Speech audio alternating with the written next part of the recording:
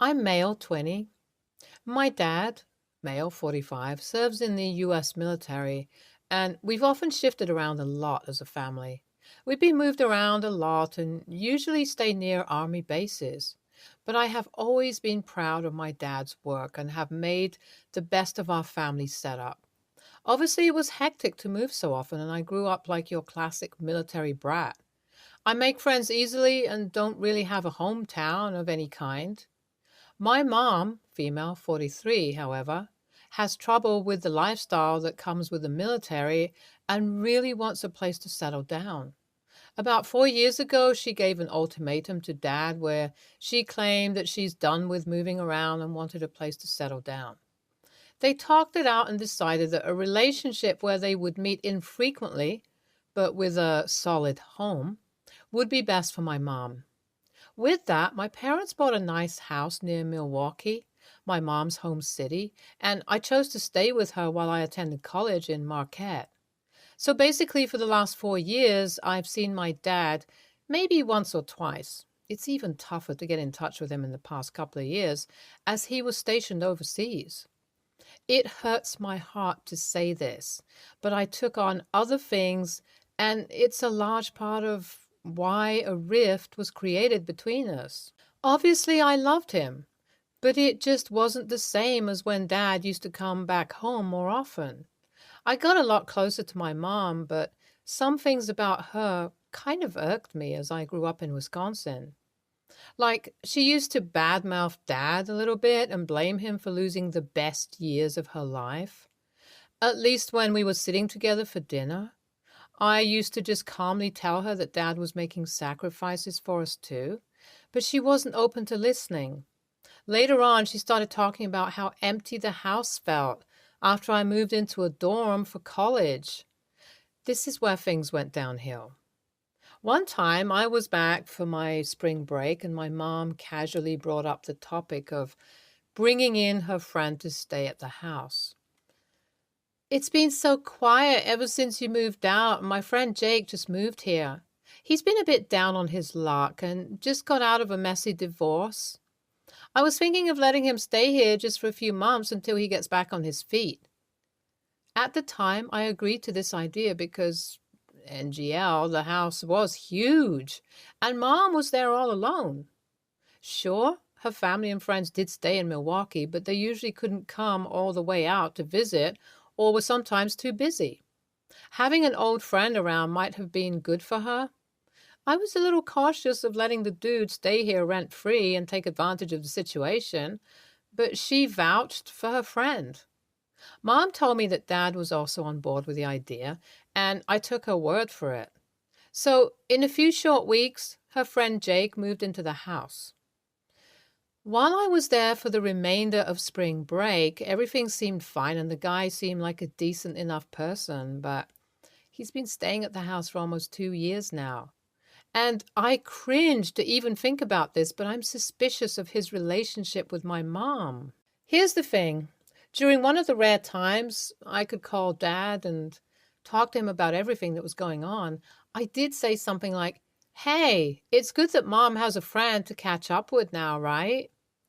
And he agreed, saying John was a mutual buddy of theirs. But he didn't see the overly close nature of their relationship that I could on video calls and visits to the house. It was obvious something was going on. I just didn't have any proof. And to be honest, I thought I was overthinking. It took a completely different event in order to get the truth out in front of everyone. What happened was, I visited my mom after my exams ended, and she said she had a surprise for me. That's when she told me that Jake had been working on a novel of his own, but working from cafes or the confines of the guest bedroom was hampering his creative flow.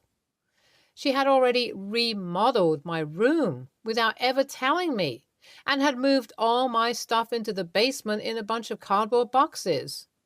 My trading cards, posters, everything that I owned. She'd even thrown away a few things she deemed unnecessary without asking me. And I snapped and said, "Why did you do all of this for just some dude? What the hell is going on?" And Mom responded by saying, Jake is more than just some dude, OP. He's been here while you've been in college, and your dad's never here. It's the least I can do for him." I was certain that nobody would go so far for a simple friend, and I needed to confirm my suspicions. I asked my buddy in the neighborhood to keep a close eye on my house after I left, and he told me that Jake and my mom had been going out together, and once they came back late at night, a little drunk, and kissed on the porch. He could see Mom chiding him for it and looking around before they went inside. That was enough for me to lose the little faith I had left in my mom, and I contacted my dad as soon as I could. I told him about everything, and he was silent for a while. Then he told me that he was going to fix things and asked me to go to the house next week. A couple of days after the call, I got a long emotional call telling me that Dad had filed for divorce, and she spun a sob story about falling apart, since I don't think she thought I knew about her infidelity, and I nodded along. I was going to have to take care of the house until Dad could arrange to leave and come back to Milwaukee. I settled in and dealt with the drama of the divorce, phone calls from relatives, friends, yada yada. However, where I may be TA comes in now. After I moved into the house, I took all my stuff back up to my room and threw away everything Jake had left behind. Then I set it up exactly as it was, or as close as I could get, and posted a picture with the caption, "It's good to be back." And I guess it rubbed my mom the wrong way. She wants me to believe that despite all her problems, that I should still give her respect and not do something petty like this just cause. I didn't even consider her point of view because, she's the one who cheated. But as emotions have become less charged, I feel like I should have just been the bigger man in this scenario. Update 1. Dad is coming back tomorrow, but something really concerning happened recently. I got home from work one day to find Jake waiting at the door. He didn't want much to say to me, but told me that the sudden eviction had left him out of the loop and he needed a place to stay. He asked if I would be okay with letting him stay in the guest bedroom for a few nights with my mom until they found proper accommodation. I laughed in his face and told him to get the frick out, but he said that he wasn't asking. Later on, I heard him and a few people outside the door threatening me to open it and come outside, and I immediately grabbed my gun and hollered at them from the window. That was enough to scare them away, but I've called the cops and reported what happened. Dad is also aware of the situation, and he's pissed. The house doesn't feel very safe right now, and when I called Mom to tell her what her affair partner had done, she didn't pick up my call. I know she's a terrible person, but I'm a little worried for her too. I'm going to ask around and see what's happening.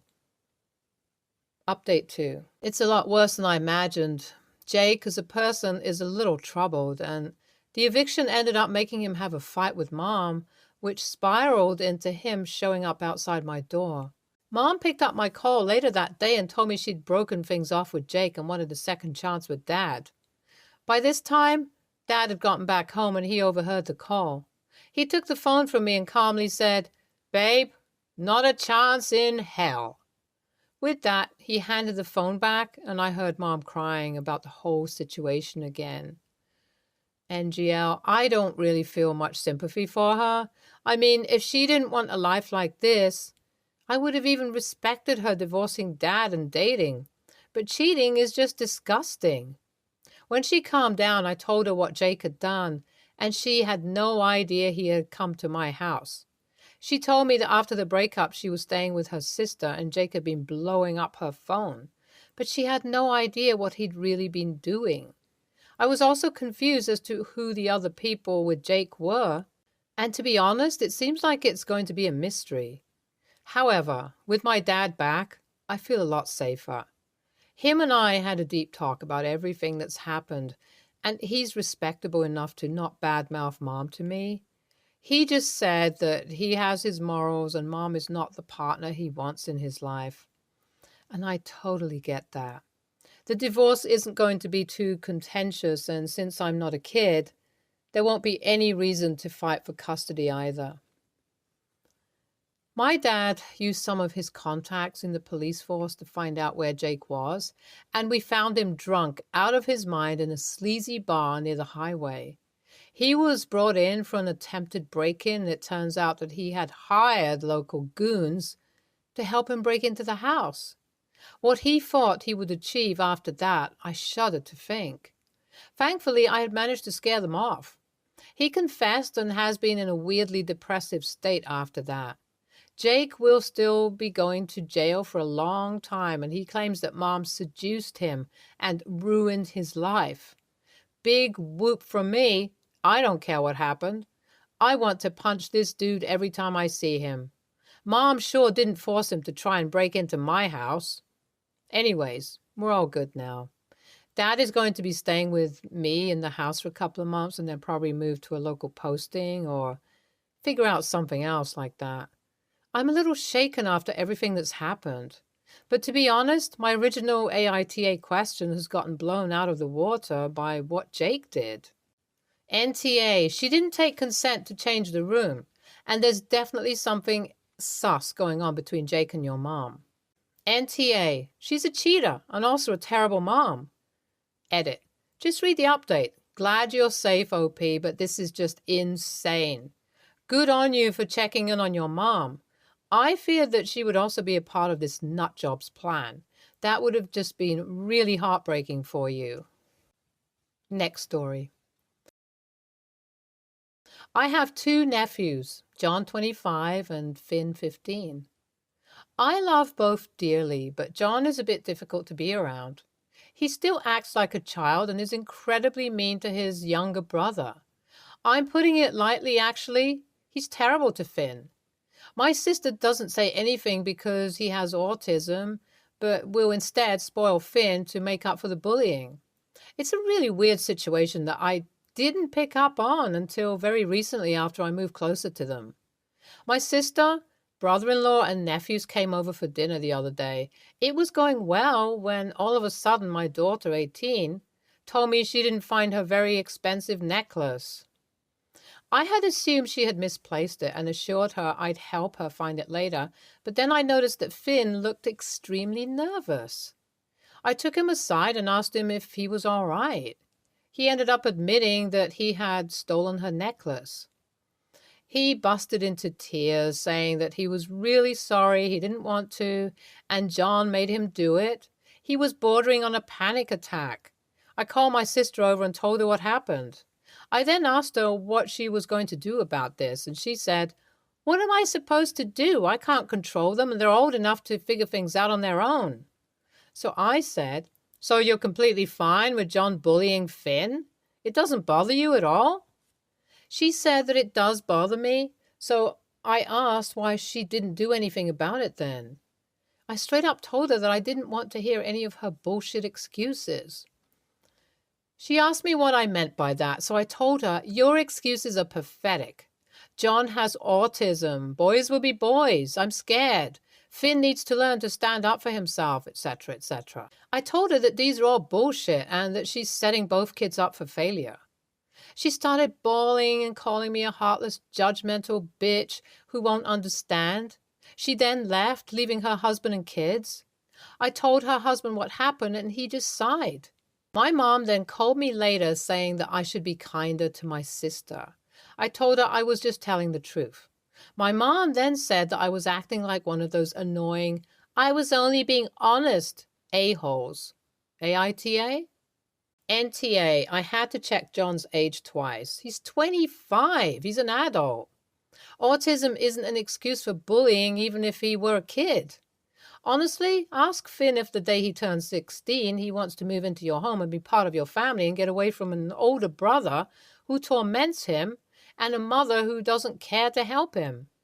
I feel sorry for your sister, who, if she says she's afraid, is likely also getting bullied by John.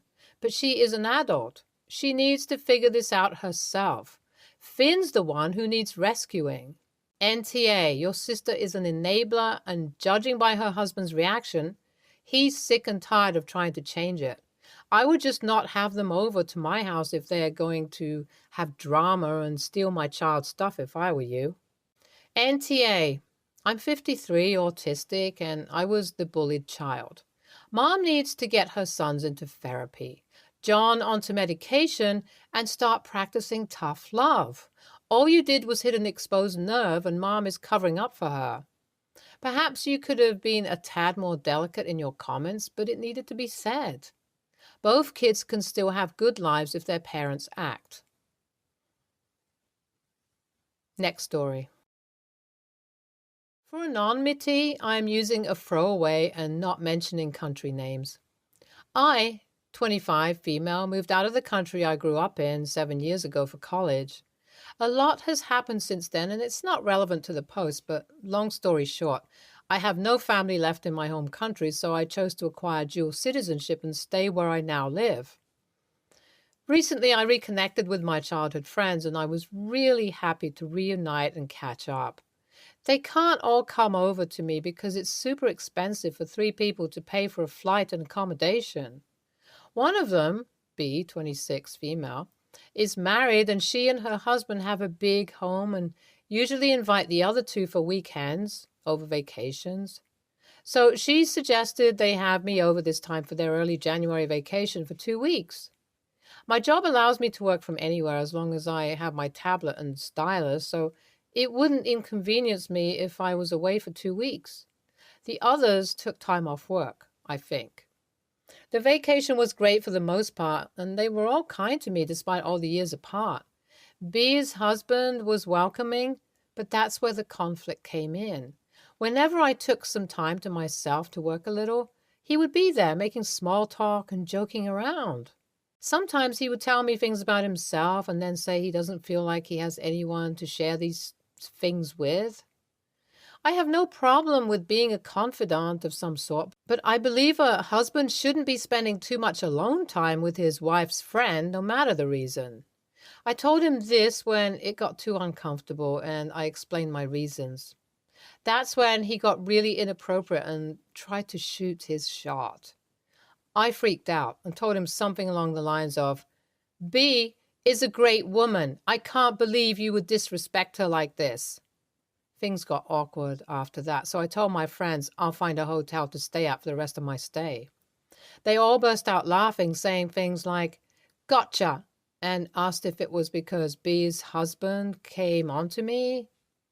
I asked how they knew because as long as he kept his distance, I wasn't planning to tell B and possibly cause an argument between them. It turns out they were all in on it to prank me. I was furious. It didn't sound like a prank to me, but one of those meaningless tests people do to test each other's loyalty. Things got heated and I left to find a hotel after giving them all a piece of my mind, including B's husband. I got here yesterday evening. One of the other friends called me saying vacation is ruined since B's husband is angry that I called him an a-hole in the argument and wants them to leave. She hoped I could apologize. Also, B does this to all her new friends to see how loyal they are because her husband is handsome and a great guy and women want him. I responded with, I wish I gave in to this great guy then, and hung up.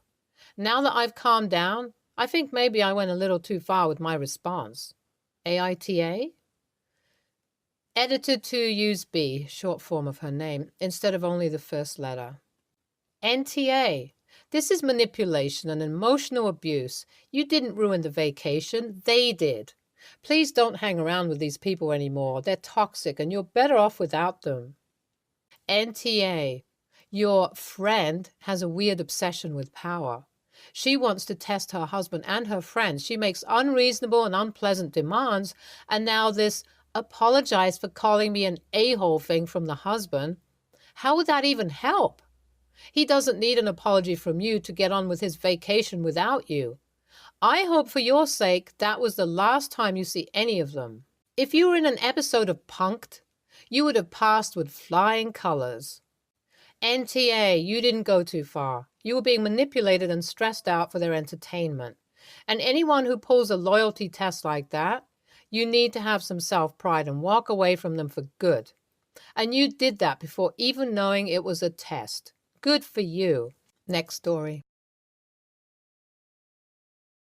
I rent out the bottom half of a duplex to a married couple. Today, when I got home from work, the husband was standing on his stoop and sort of waved me over. I went over to his side. Our driveways and entrances are on different sides of the house, and asked what was up. He asked if I changed the locks. I said no, and I tried my key. It didn't work. This freaked me out, and he said he thought his wife did it. I asked why she would, and he said she was mad at him. I called his wife, and she picked up. She said she was at work, but she would talk to me when she got back. I said she needed to come back with the keys right away. She asked if her husband was there, and I said yes. She said not to let him in. I went out and bought new locks. I entered through the basement and unlocked the door for the husband, and he helped me switch out the locks. I explained that the price of the new locks was coming out of their deposit, and he said he understood. I made copies of the keys and gave him a set and called the wife to tell her she could pick her set up from me and explained about the security deposit. She flipped at me for letting the husband in and giving him the keys. I explained that he is on the lease and that I was fulfilling a legal obligation. She said that was BS and I made a choice and it was a bad one. She called me out for being a woman who doesn't support other women. She said her husband cheated and I was helping him escape the consequences. I said I couldn't get involved in their marriage and reminded her to come pick up her keys. She called me a bitch and hung up. I asked my sister for input and she also said I was an ass for helping out a cheater.